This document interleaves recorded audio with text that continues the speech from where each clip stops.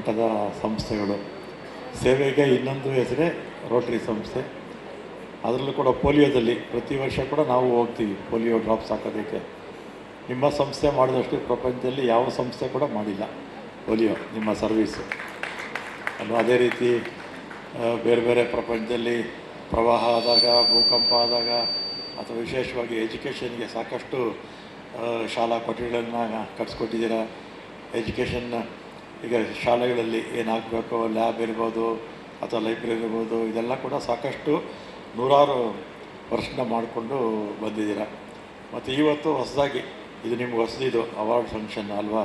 ಅದರಲ್ಲೂ ವಿಶೇಷವಾಗಿ ಪ್ರೆಸ್ಸವ್ರನ್ನ ಕರೆದು ನೀವು ಅವಾರ್ಡ್ ಫಂಕ್ಷನ್ ಮಾಡ್ತಿರ್ತಕ್ಕಂಥದ್ದು ಭಾಳ ಸಂತೋಷ. ಮತ್ತು ಪ್ರೆಸ್ ಕ್ಲಬ್ ನಮ್ಮ ಶಿವಕುಮಾರ್ ಅವರು, ಶ್ರೀಧರ್ ಅವರೇ ಬಂದು ನಿಮಗೆ ಸಹಾಯ ಮಾಡಿದ್ದಾರೆ. ಯಾರು ಅದರಲ್ಲಿ ಪ್ರಿಂಟ್ ಮೀಡಿಯಾ ಇರ್ಬೋದು, ಎಲೆಕ್ಟ್ರಾನಿಕ್ ಮೀಡಿಯಾ ಇರ್ಬೋದು, ಯಾರು ಚೆನ್ನಾಗಿ ಕೆಲಸ ಮಾಡಿದ್ದಾರೆ ಅಂತ ಅವ್ರಿಗಿಂತಲೂ ಚೆನ್ನಾಗಿ ಬೇರೆ ಯಾರು ಗೊತ್ತಾಗಲ್ಲ. ಅದನ್ನು ಸೆಲೆಕ್ಷನ್ನ ಕೂಡ ಚೆನ್ನಾಗೇ ಮಾಡಿದ್ದಾರೆ, ಅದರಲ್ಲೂ ಸೀನಿಯರ್ಸ್ಗೆ ಮಾಡಿದ್ದಾರೆ. ಮತ್ತು ಭಾಳ ವರ್ಷ 20-30 ವರ್ಷ ಕೆಲಸ ಮಾಡಿದಂಥ ಎಲೆಕ್ಟ್ರಾನಿಕ್ ಇರ್ಬೋದು, ಪ್ರಿಂಟ್ ಮೀಡಿಯಾ ಇರ್ಬೋದು, ಅವರಿಗೆಲ್ಲ ಕೂಡ ಇವತ್ತು ಕರೆದು ಸನ್ಮಾನ ಮಾಡ್ತಾ ಇರ್ತಕ್ಕಂಥದ್ದು. ಅವರು ಮುಂದಕ್ಕೆ ಇನ್ನೂ ಈ ಒಂದು ಫೀಲ್ಡಲ್ಲಿ ಇನ್ನೂ ಒಳ್ಳೆಯ ಕೆಲಸ ಮಾಡೋದಕ್ಕೆ ಒಂದು ಪ್ರೋತ್ಸಾಹ ಕೊಟ್ಟಂಗೆ ಆಗುತ್ತೆ ಅಂಥೇಳಿ ಲಯನ್ಸ್ ಸಂಸ್ಥೆಯ ಎಲ್ರಿಗೂ ಕೂಡ ಅಭಿನಂದನೆಗಳನ್ನು ಹೇಳಿ, ಇವತ್ತು ಯಾರ್ಯಾರು ಅವಾರ್ಡ್ ತೊಗೊಂಡಿದ್ದಾರೆ ನಿಮಗೂ ಕೂಡ ಅಭಿನಂದನೆಗಳನ್ನು ಹೇಳಿ ನಾನು ಮಾತು ಮುಗಿಸ್ತೇನೆ. ಕ್ರಿಯಾಶೀಲವಾದಂತಹ ಮಾಧ್ಯಮದ ಗೆಳೆಯರು ಇಲ್ಲಿದ್ದಾರೆ. ಸಭೆ ಚಿಕ್ಕದಿದ್ದರೂ ಕೂಡ ಇದರ ಮಹತ್ವ ದೊಡ್ಡದು ಅಂತ ನಾನು ಬಲ್ಲೆ. ಈ ಸೇವೆ, ದಾನ, ತ್ಯಾಗ, ಈ ಎರಡಕ್ಷರದ ಶಬ್ದಗಳು ಕೇಳಲು ಸರಳ, ಆದರೆ ಬಹಳ ಸಂಕೀರ್ಣವಾದವುಗಳು. ಇದು ವಿಶೇಷವಾಗಿ ಭಾರತೀಯ ಪರಂಪರೆಯಲ್ಲಿ ಬಹುಕಾಲದಿಂದ ಬೇರೆ ಬೇರೆ ರೂಪದಲ್ಲಿ, ಆಯಾಮದಲ್ಲಿ ನಡ್ಕೊಂಡು ಬಂದಿದೆ. ವ್ಯಕ್ತಿ ಸಮಾಜಕ್ಕೇನೋ ಕೊಡೋದು, ವ್ಯಕ್ತಿ ಸಂಸ್ಥೆಗೆ ಕೊಡೋದು, ಸಂಸ್ಥೆ ವ್ಯಕ್ತಿಗೆ ಕೊಡೋದು, ಒಟ್ಟಲ್ಲಿ ತಾನು ಬದುಕುವ ಪರಿಸರವನ್ನು ಇನ್ನಷ್ಟು ಉತ್ತಮಪಡಿಸುವಂಥ ಒಂದು ಪ್ರಯತ್ನ. ಸೇವೆ ಅಂದರೆ ಏನು ಅಂದರೆ, ನಾವು ಬಂದಾಗ ಈ ಜಗತ್ತು ಹೇಗಿರುತ್ತೋ ಅದನ್ನು ಒಂದು ಸ್ವಲ್ಪ ಉತ್ತಮಪಡಿಸಿ ನಾವು ಹೋಗೋದು ಅಷ್ಟೇ. ಇನ್ನು ದೊಡ್ಡ ದೊಡ್ಡ ವ್ಯಾಖ್ಯಾನ ಏನೇ ಇರಲಿ, ನಮ್ಮ ಸುತ್ತಲ ಕತ್ತಲನ್ನು ಸ್ವಲ್ಪ ನೀಗಿಸ್ಲಿಕ್ಕೆ ಸಾಧ್ಯವೇ. ಇಲ್ಲಿ ನಾನು ನೋಡ್ತಾ ಇದ್ದೆ, ವಿಶೇಷವಾಗಿ ಗ್ರಾಮೀಣ ವಿಚಾರದಲ್ಲಿ ಅವರ ದೃಷ್ಟಿಕೋನ ನನಗೆ ಬಹಳ ಹೃದಯ ತುಂಬಿ ಬಂತು. ತುಂಬ ಮುಖ್ಯ. ನಾವು ರಾಜಧಾನಿಯಲ್ಲಿ ಸಭೆಗಳನ್ನು ಮಾಡಿದರೂ ನಮ್ಮ ಅಂತಿಮ ದೃಷ್ಟಿ, ಅಂತಿಮ ಮನೋಧರ್ಮ, ಅಂತಿಮ ಅನ್ವೇಷಣೆ, ಹುಡುಕಾಟ ಸಂಕಷ್ಟದಲ್ಲಿರುವ, ತಲ್ಲರಗೊಂಡಿರುವ ಭಾರತದ ಕಡೆಗೆ, ಗ್ರಾಮ ಭಾರತದ ಕಡೆಗೆ ಇರಬೇಕು ಅನ್ನುವಂಥದ್ದು. ಹಾಗಾಗಿ ಅದಕ್ಕೆ ಕಾರಣರಾಗಿರುವಂತಹ ಎಲ್ಲ ರೊಟೇರಿಯನ್ಸ್ಗಳು, ಎಲ್ಲ ರೀತಿಯ ತ್ಯಾಗವನ್ನು ಮಾಡಿರ್ತಕ್ಕಂಥವ್ರು, ಸೇವೆಯನ್ನು ಮಾಡಿರ್ತಕ್ಕಂಥವ್ರು, ನಿಮ್ಮ ಕೆಲಸದ ಒತ್ತಡದಲ್ಲಿ ನೀವೆಲ್ಲ ತುಂಬ ದೊಡ್ಡ ದೊಡ್ಡ ಉದ್ದಿಮೆದಾರರಿರ್ತೀರಿ, ಜವಾಬ್ದಾರಿ ಇರುತ್ತೆ, ಉದ್ದಿಮೆ, ಕೈಗಾರಿಕೆ, ಸಂಸ್ಥೆಗಳು ನಡೆಸ್ತೀರಿ. ಅದರ ನಡುವೆಯೂ ತುಸು ಬಿಡುವು ಮಾಡಿಕೊಂಡು ಇನ್ನೊಬ್ಬರಿಗೆ ನೆರವಾಗ್ತಕ್ಕಂಥ ಒಂದು ಯೋಜನೆ ಇದೆಯಲ್ಲ, ಅದು ತುಂಬ ತುಂಬ ಮುಖ್ಯವಾದದ್ದು. ಅದಕ್ಕಾಗಿ ನಾನು ಎಲ್ಲರನ್ನ ಅತ್ಯಂತ ಪ್ರೀತಿಯಿಂದ ಅಭಿನಂದಿಸ್ತೇನೆ. ಇನ್ನು ನಮ್ಮ ಮಾಧ್ಯಮದ ಮಿತ್ರರು ಯಾಕೆ ಬಹಳ ಮುಖ್ಯ ಅಂದರೆ, ಭಾರತದಲ್ಲಿರ್ತಕ್ಕಂಥ ವೈರುಧ್ಯಗಳೇನೆಂದರೆ, ಏನು ನಡೀತಾ ಇದೆ ಅನ್ನೋದು ಯಾರಿಗೂ ಸ್ಪಷ್ಟ ಮಾಹಿತಿ ಇರಲ್ಲ. ಯಾವುದೋ ಸುದ್ದಿ ಆಗಬೇಕು, ಅದು ಸುದ್ದಿ ಆಗ್ತಾ ಇರಲ್ಲ. ಯಾವುದು ಸುದ್ದಿ ಆಗಬಾರ್ದು, ಅದು ಸುದ್ದಿ ಆಗ್ತಾ ಇರುತ್ತೆ. ಅಂತಹ ಒಂದು ವಿಶಿಷ್ಟವಾದಂತಹ ಸಂಕೀರ್ಣ ಸ್ಥಿತಿಯಲ್ಲಿ ನಮ್ಮ ವ್ಯವಸ್ಥೆ ಇದೆ. ಇದರ ಮಧ್ಯದಲ್ಲಿ ನೀವು ಮಾಧ್ಯಮದ ಗೆಳೆಯರ ಜೊತೆಗೆ ಸೇರಿ, ನಮ್ಮ ವಿಶೇಷವಾಗಿ ನಮ್ಮ ಪ್ರೆಸ್ ಕ್ಲಬ್ನ ಜೊತೆ ಸೇರಿ, ದೃಶ್ಯ ಮಾಧ್ಯಮ, ಶ್ರವ್ಯ ಮಾಧ್ಯಮ ಮತ್ತು ಮುದ್ರಣ ಮಾಧ್ಯಮ ಎಲ್ಲ ಸೇರಿದ ಹಾಗೆ ಸಾಂಕೇತಿಕವಾಗಿ ಎಲ್ಲರೂ ಇಲ್ಲಿದ್ದೀರಿ.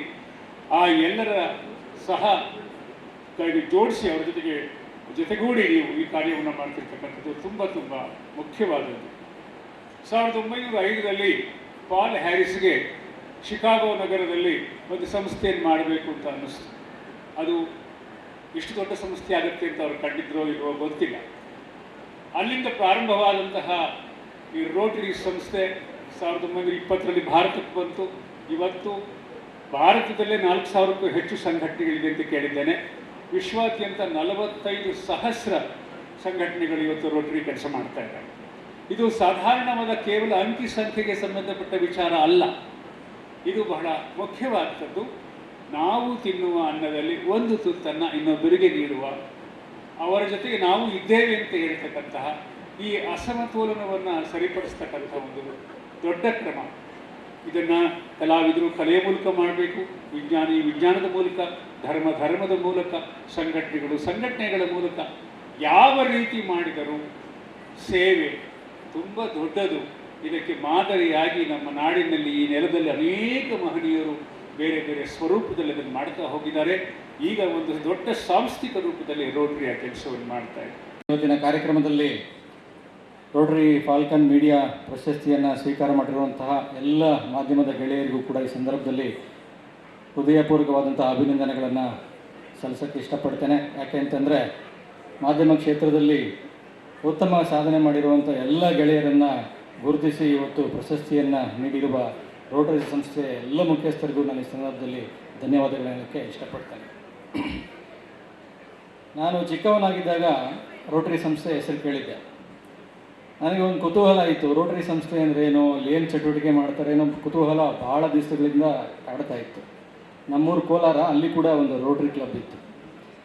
ನಾನು ಸ್ಟೂಡೆಂಟ್ ಆಗಿದ್ದ ಸಂದರ್ಭದಲ್ಲಿ ಒಂದು ಕಾರ್ಯಕ್ರಮವನ್ನು ರೋಟರಿ ಸಂಸ್ಥೆಯಲ್ಲಿ ಏರ್ಪಾಡು ಮಾಡಿದರು.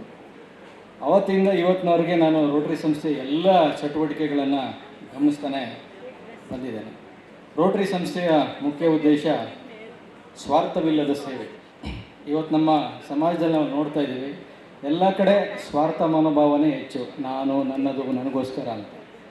ಸಮಾಜಕ್ಕಾಗಿ ನಾವು ಏನು ಮಾಡ್ತಾ ಇದ್ದೀವಿ ಅನ್ನೋ ಪ್ರಶ್ನೆ ಬಂದಾಗ ಬಹುತೇಕ ಜನರಲ್ಲಿ ಉತ್ತರನೇ ಇರೋದಿಲ್ಲ. ಎಲ್ಲವನ್ನ ಮೀರಿ ಬೆಳೆದಿರುವಂತಹ ರೋಟರಿ ಸಂಸ್ಥೆ ಇವತ್ತು ಸಮಾಜಮುಖಿಯಾಗಿ ಹಲವಾರು ಕೆಲಸ ಕಾರ್ಯಗಳನ್ನು ಮಾಡ್ಕೊಂಡ್ಬರ್ತಾ ಇದೆ. ಆಗಲೇ ತೋರಿಸಿದ್ರು ಸ್ಕ್ರೀನ್ ಮೇಲೆ ಮುಂದಿನ ಕಾರ್ಯಯೋಜನೆಗಳೇನು ರೋಟರಿ ಸಂಸ್ಥೆ ಇದು ಅಂತ. ನನಗೆ ನಿಜವಾಗ್ಲೂ ಕೂಡ ಆಶ್ಚರ್ಯ ಆಯಿತು. ಯಾಕೆಂತಂದರೆ ಈ ಸಂಸ್ಥೆ ಶಿಕ್ಷಣ, ಆರೋಗ್ಯ ಮತ್ತು ಪರಿಸರ ವಿಚಾರದಲ್ಲಿ ಮೊದಲಿಂದ ಕೂಡ ತನ್ನದೇ ಆದಂಥ ಚಟುವಟಿಕೆಗಳನ್ನು ನಡೆಸ್ಕೊಂಡ್ಬರ್ತಾ ಇದೆ. ಇವತ್ತು ಎಲ್ಲರಿಗೂ ಅಗತ್ಯವಾದಂಥದ್ದು ನೀರು. ಆ ನೀರಿನ ವಿಚಾರದಲ್ಲಿ ನಮ್ಮ ಅನಿಲ್ ಗುಪ್ತಾ ಸರ್ ಅವರು ಹೇಳಿದ್ರು, 1 ಬಿಲಿಯನ್ ನೀರಿನ ಕನಸು ಅಂತ. ಎಷ್ಟು ಒಳ್ಳೆಯ ಕಾರ್ಯಕ್ರಮ. ಆ ಕಾರ್ಯಕ್ರಮ ಸ್ಟಾರ್ಟ್ ಆಗ್ತಿರೋದು ಕೂಡ ನನ್ನೂರು ಕೋಲಾರ ಜಿಲ್ಲೆಯಿಂದ. ಕೋಲಾರ ಅಂತಂದರೆ ನಿಜವಾಗ್ಲೂ ಬರಪೀಡಿತ ಜಿಲ್ಲೆ. ಇವತ್ತು ನಮಗೆ ಮಳೆ ಕೊರತೆ ಇದೆ, ನೀರಿನ ಕೊರತೆ ಇದೆ. ಆದರೂ ಕೂಡ ಅಲ್ಲಿನ ರೈತರು ಇವತ್ತು ಕಷ್ಟಪಟ್ಟು ವ್ಯವಸಾಯ ಮಾಡೋದನ್ನು ನಾವೆಲ್ಲರೂ ಕೂಡ ನೋಡ್ತಾ ಇದ್ದೀವಿ. ನನ್ನ ಜಿಲ್ಲೆಯ ರೈತರಿಗೋಸ್ಕರ ಸರ್ ನೀವು ಒಂದು ಒಳ್ಳೆಯ ಕಾರ್ಯಕ್ರಮವನ್ನು ಮಾಡ್ತಾ ಇದ್ದೀರಿ. ನನ್ನ ಜಿಲ್ಲೆಯ ಜನತೆಯ ಪರವಾಗಿ ನಾನು ನಿಮಗೆ ವಿಶೇಷವಾದಂಥ ಅಭಿನಂದನೆಗಳನ್ನು ಸಲ್ಲಿಸೋಕ್ಕೆ ಇಷ್ಟಪಡ್ತೇನೆ.